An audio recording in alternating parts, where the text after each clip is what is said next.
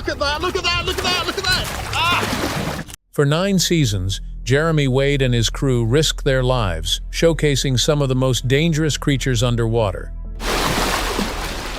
It's actually, I was going to say, it's built like a missile. Millions tuned in every week to watch him survive electric eels, bull sharks, and Goliath tigerfishes. River Monsters became the most successful program in Animal Planet history. Then, without warning, it all came crashing down. Jeremy and his entire crew were gone. What really happened behind the scenes? Join us as we expose the real reason River Monsters ended. One place where I'm going to find out just how big the world's catfish grows and how potentially dangerous it is. Before Jeremy Wade dominated reality TV, he was just a biology teacher with an obsession to learn new things. At the age of just 7, Jeremy started fishing from a river near his home in England. That moment ignited a lifelong passion that would soon take him to the most remote corners of the planet. While other kids dreamed of becoming astronauts or footballers, young Jeremy Wade dreamed of catching legendary freshwater monsters that locals never dared to imagine. After earning a degree in zoology from Bristol University, Jeremy made a huge decision. He wasn't interested in a traditional academic career. Instead, he spent his 20s and 30s traveling around the world, living in remote places and fishing for species most people didn't know existed. He started writing articles for fishing magazines to fund his travel expenses. Jeremy barely survived with no proper shelter. He spent most of his days in hammocks and eating whatever he could catch. His journey to television stardom began in the most unexpected way, with a show called Jungle Hooks. It was a low-budget show, which barely lasted for a year. Eventually, things got worse for Jeremy. He returned to obscurity, back to his small-scale fishing expeditions and freelance writing. For over 20 years, he had accumulated knowledge on how to track elusive species, how to survive in hostile environments, and how to earn the trust of indigenous communities who actually knew where the rare monsters existed. We were fishing for Dorado, and we happened to come across this strange animal. What made Jeremy different was his unique combination of skills. He was a scientist who understood fish biology and ecology. He was willing to fish in extreme conditions like nuclear-reacted zones and diseased waters. He wasn't just a guy trying to become famous on television. He was a man who'd already survived close calls even before the cameras showed up. But still, Jeremy was now in his 50s, struggling with barely any money left and relatively unknown to anybody. Then in 2009, everything changed. By then, the Animal Planet executives were looking for something different. The network had nature documentaries, wildlife rescue shows, and animal-focused reality TV. But they wanted something real, something more dangerous, and something that would make viewers' hearts race with adrenaline. Then, on the 5th of April 2009, River Monsters premiered its first episode, featuring Jeremy investigating piranha attacks in the Amazon. And something magical happened. Viewers didn't just want to see the fish. They wanted Jeremy's calm British narration explaining why a fish behaves the way it does, the ecology behind it, and most importantly, his courage of delivering it while standing waist-deep in waters that could kill him. What made Jeremy special was his authenticity. Unlike other hosts who played up danger for the cameras, Jeremy treated fishes from a scientific perspective while acknowledging genuine risk. When he said something was dangerous, it really was. When he started to bleed on camera from a fish spine, it wasn't staged. When he looked exhausted after a week of fishing, he truly was. Jeremy wasn't acting, he was just being himself, and viewers loved that. Season 1 of River Monsters was a massive success. People watched him constantly traveling to different locations. One week, Jeremy was in Alaska hunting for giant sleeper sharks. The next week, he was in India, tracking down the catfish, rumored to eat human corpses, then Thailand for stingrays, then the Congo for the Goliath tigerfish. The team behind River Monsters was small but elite. Producer and director Gordon Buckland transformed the show into a global phenomenon, crews willing to risk their lives. Medical staff always had to stand by because they knew the danger was real. Unlike other reality TV stars who are backed by safety crews, Jeremy Wade genuinely put himself in harsh conditions to show the viewers what real survival looks like. Ow! That's just dug its spine right in the back of my hand. Soon, River Monsters peaked at 1.3 to 1.5 million viewers per episode, making it the most-watched show in Animal Planet history for 5 consecutive years. The Season 2 premiere drew 1.8 million viewers, setting a network record. Over its 9-season run, the show produced over 100 episodes. Jeremy Wade filmed on 6 continents and in over 60 countries. From the Amazon rainforest to Mongolian rivers to Australian billabongs to remote Himalayan streams. Even Bear Grylls praised the show's authenticity. Marine biologists and ichthyologists cited river monsters in academic discussions, something never done before for a reality show. Certain episodes became a cultural phenomenon, like the cold-blooded horror showcasing the Arctic Circle for Greenland sharks, creatures that can live 500 years. The Atomic Assassin featured catfish living near Chernobyl, exploring how radiation affected aquatic life. Killer snakehead, threatening American ecosystems, had also been investigated. But it didn't stop there. River Monsters helped local fishermen to find better opportunities to work on reality TV. Even schools started using River Monsters episodes in biology classes to teach ecology, adaptation, and biodiversity. Jeremy Wade had become the authority for freshwater predators. But beneath the surface, the price of authenticity was becoming unbearable. The dangers weren't just part of the show, they were destroying the man at the center of it all. Here's the tragic part that River Monsters didn't want you to know. Jeremy nearly died and the network didn't care. In 2010, Jeremy traveled to the Congo River to hunt the goliath tigerfish, one of the most aggressive freshwater predators on Earth. The Congo is one of the planet's deepest and most dangerous rivers, flowing through regions plagued by political instability, armed conflict, and diseases that kill without mercy. However, Jeremy contracted severe cerebral malaria, one of the deadliest strains of the disease. The symptoms were fast and severe. He couldn't stand properly. He couldn't even eat food, and before he realized, he collapsed. The production had to evacuate him immediately, but they were days away from proper medical facilities. For 6 weeks, Jeremy Wade was left fighting for his life. A crew member later revealed, "We genuinely didn't think he'd make it. People were preparing for the worst. In the villages, locals were dying from the same strain of malaria." He lost over 20 pounds. The recovery took months, but still he suffered from lingering fatigue, weakness, and recurring fevers. But then came the shock. The Animal Planet's team waited for him to recover, then scheduled the next dangerous shoot. For them, his near-death experience became just another testament to the show's authenticity. But for Jeremy, it was a warning that his body was screaming to stop. But then something strange happened. While filming in the Amazon, Jeremy was helping to net a 70 to 80-pound arapaima. The fish, in a desperate bid to escape, launched itself directly at his chest.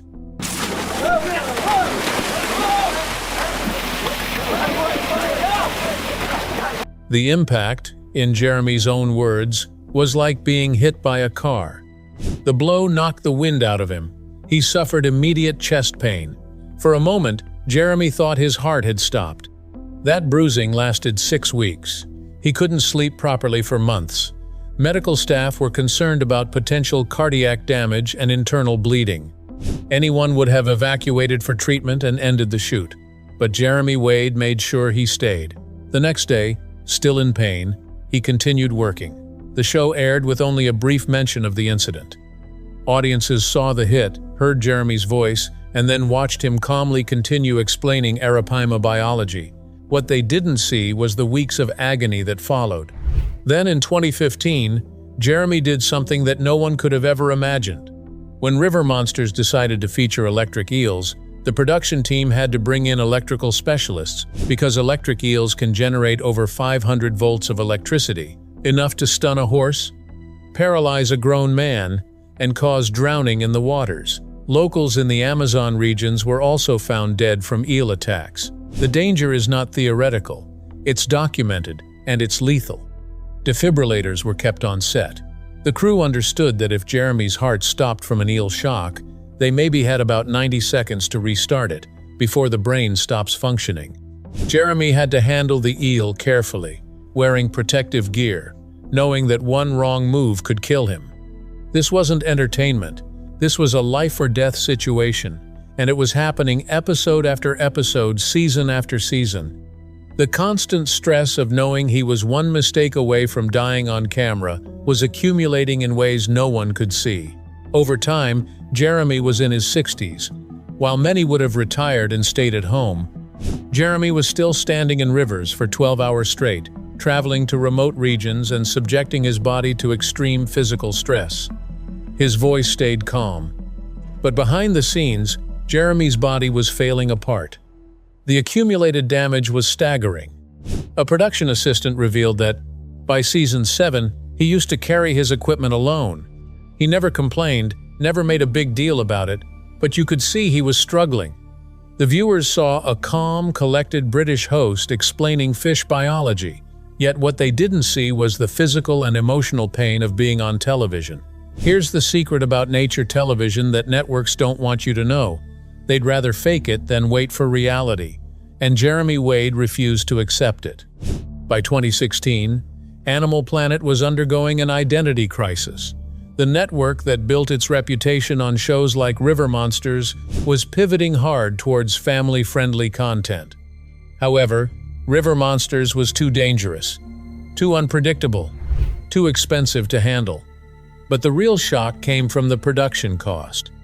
Each episode cost upwards of $500,000 to produce. International travel, elite camera crews, medical staff, specialized equipment. The costs were enormous.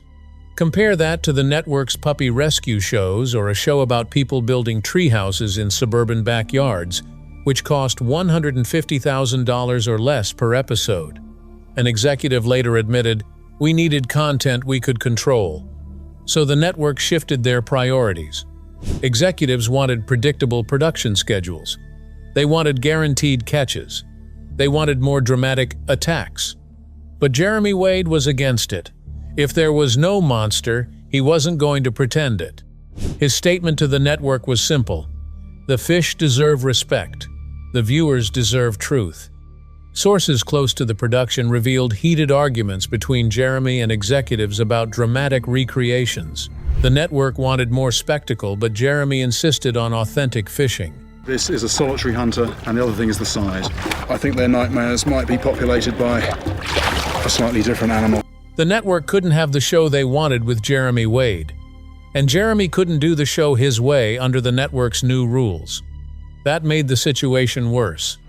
Fans also started to notice changes, compromises that Jeremy clearly hated but was forced to make. The catches seemed quicker than reality.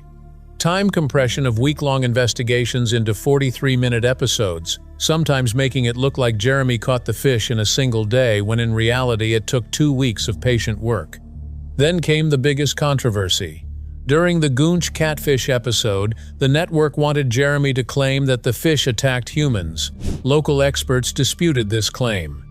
According to reports, there were no documented incidents about the catfish attacking humans, so critics found the information misleading. One insider admitted, the network wanted him to be more personality-driven and less educational. Jeremy was also paid significantly less than reality TV stars on shows with a fraction of river monsters.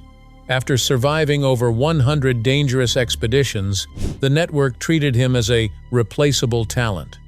He felt betrayed. Jeremy had made the network hundreds of millions in revenue. He'd created their most successful show. He'd nearly died for them multiple times. And their response was to offer him less money while demanding more compromise on his integrity. Even conservation biologists complained that later seasons felt pressured to call fish monsters rather than ecological marvels. Fan forums from seasons 7 and 8 showed growing dissatisfaction. Early episodes felt like genuine investigations. Now it feels manufactured. In a 2016 interview, Jeremy said, "Television has its demands. I try to meet them without compromising the fish." That careful phrasing revealed his struggle behind the scenes. In late 2016, after the Season 9 final episode aired, contract negotiations began for future seasons. Animal Planet wanted seasons 10, 11, and 12. They envisioned river monsters continuing indefinitely, a reliable content generator for years. But then came the bombshell. Jeremy left. He stopped appearing on the show entirely. The accumulated damage from years of extreme fishing was a burden he couldn't handle. Jeremy was now 61 years old, and his body was showing clear signs of fatigue. But more than physical limitations, it was about integrity. The stakes couldn't have been higher. Walking away from the show meant losing an estimated $100,000 to $150,000 per episode. With the network proposing multiple seasons, he was at the peak of his global fame. River Monsters was the show that defined his career and cemented his legacy. In early 2017, Jeremy posted a video message to fans. He thanked them for their support, acknowledged the show's incredible run. The video showed a man who'd faced the deadliest conditions ever, and yet trying to hold back his tears. Not just tears of sadness, but of frustration and anger. Animal Planet's response was immediate and unforgiving. Unfortunately, in April 2017, they announced the cancellation of River Monsters. No negotiation, no compromise. The message was clear: take our terms, or we're done. But Jeremy wasn't the only one. The entire crew lost their jobs. Elite camera operators who'd risked their lives filming in dangerous conditions were suddenly fired. The collateral damage was extensive. Families dependent on the show's employment suddenly faced uncertainty. Some claimed Jeremy had become too expensive to employ, while others suggested ratings had declined, forcing the networks to end the show. But the reality was that River Monsters was still Animal Planet's #1 show when it was canceled, averaging 1.2 million viewers. What this reveals about the nature of reality television is deeply troubling. The industry is experiencing a crisis where education is dying, replaced by cheap drama. Networks are prioritizing predictable, inexpensive content over expensive truth. The death of authentic wildlife programming is happening in real time, and River Monsters' cancellation was a major victim of that. Look at this! Arapaima on a fly. This thing... He chose to end River Monsters on his terms, with his integrity intact, rather than watch it devolve into everything he despised. That choice cost him millions and ended his greatest achievement. But it preserved something more valuable: his reputation as a scientist who never lied to his audience. Later, the network tried to do similar shows like Jeremy Wade's Mighty Rivers in 2018 and Jeremy Wade's Dark Waters in the following year. But it failed miserably, and nothing came close to the success of River Monsters. Why did they all fail? The answer is simple. It was authenticity that determined whether a show succeeded or failed. Jeremy Wade possessed a unique combination that made River Monsters work. He was a credentialed biologist with a zoology degree. He was an extreme angler with decades of experience in the world's most dangerous waters. He had the trust of communities built over years of respectful interaction. He possessed genuine scientific curiosity that made the education feel natural, not forced. The replacement shows and hosts lacked these elements. Viewers didn't want just any fishing show. They just wanted River Monsters. Over the years, the network made multiple attempts to bring Jeremy back on their original terms. They offered more money, but they wouldn't give him the one thing he'd asked for: creative control. Jeremy's position never wavered, not for any amount of money. He'd walked away and never compromised on things he stood for.